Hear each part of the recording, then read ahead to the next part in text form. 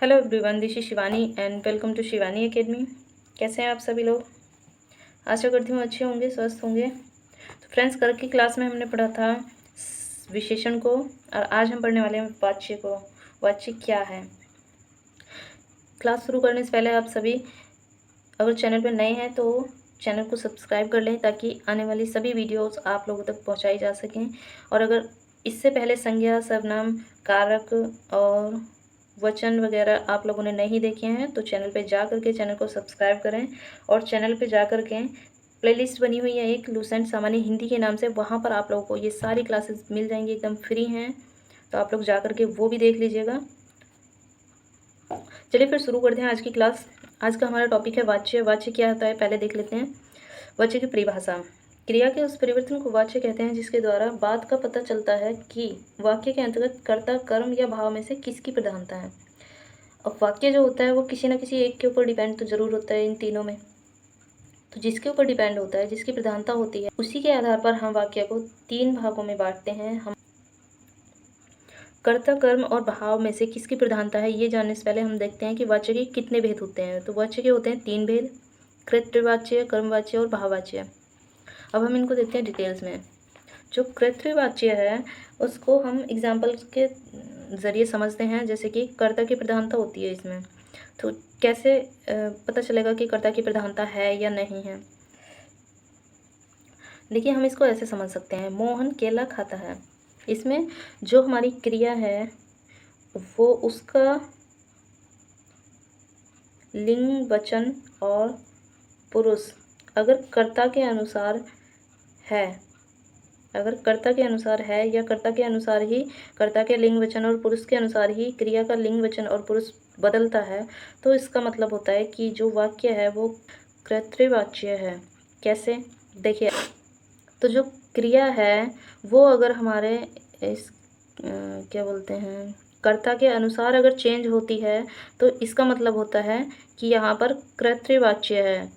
Next example से देख लेते हैं। राम किताब पढ़ता है। ये जो क्रिया है अगर राम के अनुसार चेंज होती है तो इसका मतलब होता है कि कृतवाच्य है। जैसे कि राम की जगह हम लगा दें सीता, तो तब क्या बनेगा? सीता किताब पढ़ता है तो बनेगा नहीं। इसका मतलब ये चेंज हो जाएगी क्रिया किसके अकॉर्डिंग? कर्ता के अकॉर्डिंग। तो क्या बनेगा? सीता किताब पढ़ती है। तो सीधा सा हम क्या बोल सकते हैं, सिंपल भाषा में बोल सकते हैं कि क्रिया कर्ता के अनुसार अगर चेंज होती है, बदलती है, तो वहाँ पर क्या होता है? कृतवाच्य होता है।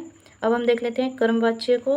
कर्मवाच्य में क्या होता है? जहाँ पर कर्म की प्रधानता होती है, मतलब कर्म के अनुसार क्रिया बदलती है, वहाँ पर कर्मवाच्य होता है। जैसे कि रोगी को दवा दी गई, दवा के अकॉर्डिंग हमारी क्रिया बदली गई है, तो दवा यहाँ पर कर्म है। कर्म को पहचानने की ट्रिक क्या होती है कि क्रिया के आगे क्या लगा दें, क्या या कौन। तो जो आंसर आएगा वही हमारा होगा कर्म। क्या दी गई? दवा दी गई। ये दवा है। तो यहाँ पे जो है दवा, कर्म के अकॉर्डिंग क्रिया चेंज हो रही है, तो यहाँ पर होगा कर्मवाच्य। दूसरा एग्जाम्पल देख लेते हैं। उससे पुस्तक पढ़ी गई। पढ़ी गई, क्या पढ़ी गई? पुस्तक पढ़ी गई। अब पुस्तक पढ़ा गया तो होगा नहीं, इसलिए पुस्तक के अकॉर्डिंग क्रिया क्या हुई? पढ़ी गई। तो यहाँ पर क्रिया कर्म से प्रभावित हो रही है, इसलिए यहाँ पर होगा कर्मवाच्य। दूसरा एग्जाम्पल देख लेते हैं। राधा ने गीत गाया। राधा है, उसके अकॉर्डिंग ना हो करके राधा ने गीत गाया, तो गीत के अनुसार क्रिया चलती है यहाँ पर। जैसे कि अगर हम गीत को गाई लिखेंगे, गीत गाई, तो ऐसा तो होगा नहीं। गीत गाया पुरुष, इसका जो ये गीत जो होता है वो पुल्लिंग में होता है, हमेशा पुल्लिंग में बोला जाता है, तो इसीलिए क्रिया भी क्या होगी? पुल्लिंग ही होगी। तो यहाँ पर क्या होगा? कर्मवाच्य। नेक्स्ट है भाववाच्य। भाववाच्य क्या होता है? भाववाच्य की प्रधान, मतलब जो वाक्य में भाव की प्रधानता होती है वहाँ पर भाववाच्य होता है। कैसे? शाम से टहला नहीं, टहला भी नहीं जाता, मतलब यहाँ पे क्या है? शाम से टहला भी नहीं जाता, मुझसे खाया भी नहीं जाता और उससे हंसा भी नहीं जाता। इसकी सिंपल सी ट्रिक है। भाववाच्य को हम कैसे पहचानेंगे कि जहाँ पर नेगेटिव वर्ड आए, नहीं जाता, नहीं किया जाता, नहीं आ जाए, वहाँ पर कर्म होता है। मतलब उसमें जो होती हैं भाव, मन के भाव के अकॉर्डिंग क्रिया काम करती है, तो वहाँ पर भाववाच्य होता है। सबसे ज़्यादा वो इसमें इम्पोर्टेंट होता है कि भाव की प्रधानता होती है भाववाच्य में, और एक इसमें नहीं आता है, ये भी नहीं किया जाता, वो भी नहीं किया जाता, इस तरह से नहीं आता है, तो हम इस तरह से भी भाववाच्य को पहचान सकते हैं। उम्मीद करती हूँ वाच्य आप लोगों को क्लियर हो गया होगा।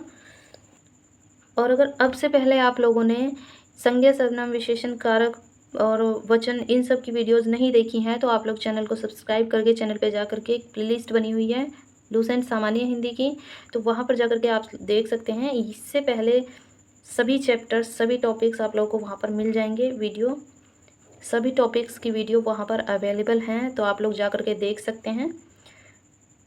तो चलिए मिलते हैं फिर नेक्स्ट क्लास में कल एक नए टॉपिक के साथ। तब तक के लिए tata, bye bye and take care.